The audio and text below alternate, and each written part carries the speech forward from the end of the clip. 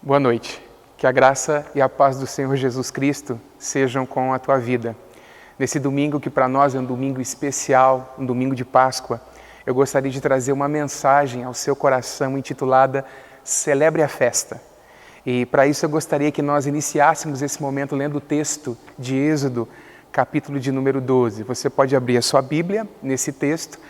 A Bíblia, que nunca é demais reforçar, é o texto inspirado pelo Espírito Santo. É a palavra de Deus dada aos homens. Nós poderíamos chamar de a Bíblia de a biblioteca do Espírito Santo, porque nela Deus revela a sua vontade.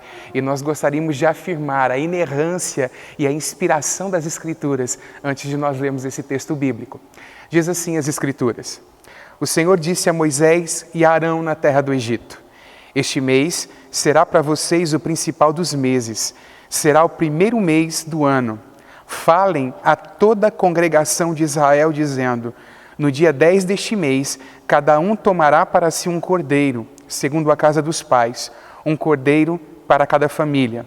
Mas se a família for pequena para um cordeiro, então o chefe da família convidará o seu vizinho mais próximo, conforme o número das pessoas, conforme o que cada um puder comer. Por aí vocês calcularão quantos são necessários para o cordeiro. O cordeiro será sem defeito, macho de 1 ano, podendo também ser um cabrito. Vocês guardarão o cordeiro até o 14º dia deste mês, e todo o ajuntamento da congregação de Israel o matará no crepúsculo da tarde. Pegarão um pouco do sangue e o passarão nas 2 ombreiras e na viga superior da porta, nas casas em que o comerem. Naquela noite, comerão a carne assada no fogo, com pães sem fermento e ervas amargas. Não comam do animal cru, nem cozido em água, porém assado ao fogo, a cabeça, as pernas e as vísceras. Não deixem nada do cordeiro até pela manhã. O que, porém, ficar até pela manhã, queimem. É assim que vocês devem comê-lo, já prontos para viajar, com as sandálias nos pés e o cajado na mão. Comam depressa, é a Páscoa do Senhor. Porque naquela noite passarei pela terra do Egito e matarei na terra do Egito todos os primogênitos, tanto das pessoas como dos animais, e executarei juízo sobre todos os deuses do Egito. Eu sou o Senhor. O sangue será um sinal para indicar as casas em que vocês se encontram. Quando eu vir o sangue, passarei por vocês, e não haverá entre vocês praga destruidora quando eu ferir a terra do Egito. Este dia lhes será por memorial, e vocês o celebrarão como festa ao Senhor. De geração em geração, vocês celebrarão este dia por estatuto perpétuo. Nesta série do livro de Êxodo, você deve se recordar que quando nós tratamos a respeito dos juízos de Deus que estavam caindo sobre o Egito, ou seja, as pragas que Deus enviou, nós deixamos uma praga para tratar em um momento oportuno. E essa praga, obviamente, é a praga da morte dos primogênitos. Fizemos isso de maneira intencional, porque gostaríamos de abordá-la nesse dia, que é o dia de Páscoa. E gostaria de, nesse dia, falar com você a respeito desse ritual, dessa festa que era um memorial da libertação do povo no Egito, da instituição dela e como ela se aplica à nossa vida, a nós que estamos aqui no século 21. Em primeiro lugar, é importante dizer que a morte dos primogênitos é a 10ª praga. Deus enviaria o seu juízo e os primogênitos dos egípcios, dos servos dos egípcios e dos animais egípcios morreriam. Moisés avisa Faraó, todavia, como de costume, Faraó endurece o seu coração e não dá ouvidos à palavra de Deus. Deus havia dito a respeito dessa praga que haveria um clamor na terra do Egito, como um clamor que nunca havia visto. Todavia, entre aquele povo que pertencia ao povo judeu, não se ouviria clamor nenhum. Entre os hebreus, nenhum cão rosnaria. Essa era a palavra do Senhor, falando a respeito da proteção do Senhor que existiria no momento quando o destruidor passaria pela terra do Egito, ceifando a vida de todos os primogênitos egípcios. Como então se dá esse ritual? Como deveria ser celebrada a Páscoa? Em primeiro lugar, cada família deveria separar um cordeiro, macho, de 1 ano. Esse cordeiro deveria ficar durante alguns dias dentro de casa, para que então pudesse ser imolado no 14º dia desta festa da Páscoa, 4 dias depois que o cordeiro estava dentro da casa. O sangue desse animal deveria ser aplicado nos umbrais e na parte superior da porta. Eles deveriam comer a carne desse cordeiro que deveria ser assado. E eles comeriam essa carne juntamente com os pães asmos e com ervas amargas. E o que isso tem a ver com a nossa vida, que estamos aqui no século 21? Qual é toda a simbologia envolvida em todo esse ritual de sacrifício da Páscoa, nessa festa da Páscoa? Em primeiro lugar, é óbvio que esse cordeiro que era separado tipifica o Cordeiro de Deus que tira o pecado do mundo, que é Jesus Cristo. Esse cordeiro ficaria na casa durante alguns dias. E aí a gente pode fazer um paralelo com o tempo de ministério de Jesus Cristo. No tempo em que ele veio a público e durante 3 anos e meio, todo o povo teve a oportunidade de examinar a sua vida e perceber que nele não havia falha alguma. Nas palavras de Pilatos, nele não havia crime algum. O animal sacrificado à tarde do 14º dia também fala a respeito do sacrifício de Jesus Cristo na cruz por nós. E o seu sangue aplicado à nossa vida fala a respeito da nossa redenção. Comer, por exemplo, o sacrifício fala a respeito de nós termos comunhão com Jesus Cristo, a ponto de nós usufruirmos, nos nutrirmos dessa comunhão.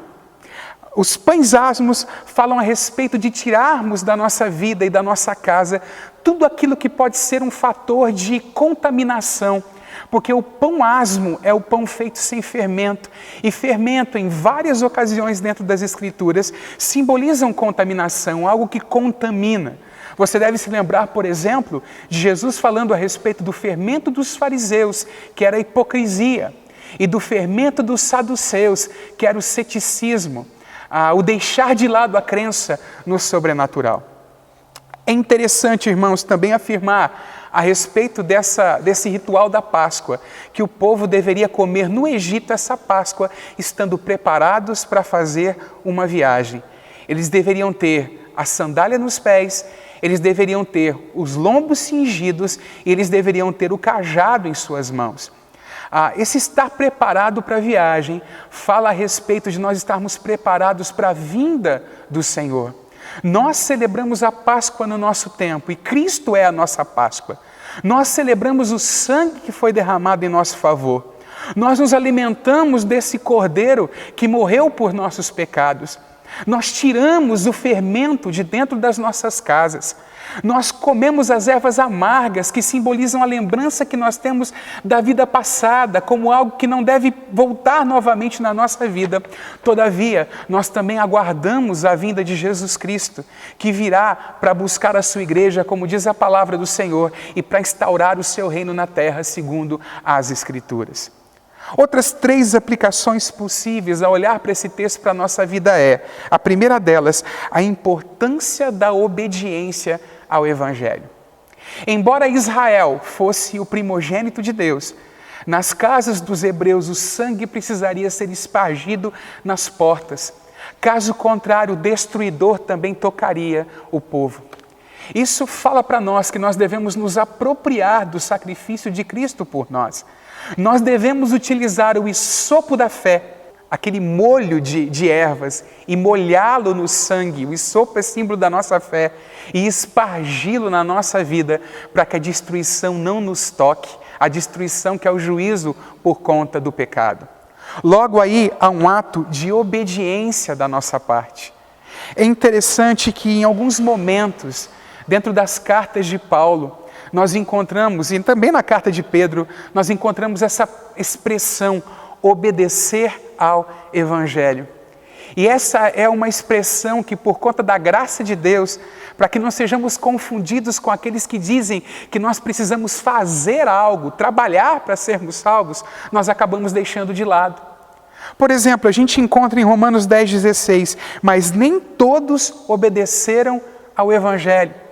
Nós encontramos em 2 Tessalonicenses 1,8, tomando vingança contra os que não conhecem a Deus e contra os que não obedecem ao Evangelho de nosso Senhor Jesus. E nós encontramos em 1 Pedro 4,17, um outro versículo que diz assim: qual será o fim daqueles que não obedecem ao Evangelho de Deus? Mas o que seria essa obediência ao Evangelho? Essa obediência ao Evangelho seria obediência às palavras que o Evangelho nos traz, de arrependimento dos nossos pecados e de fé em Jesus Cristo como Senhor e Salvador de nossas vidas.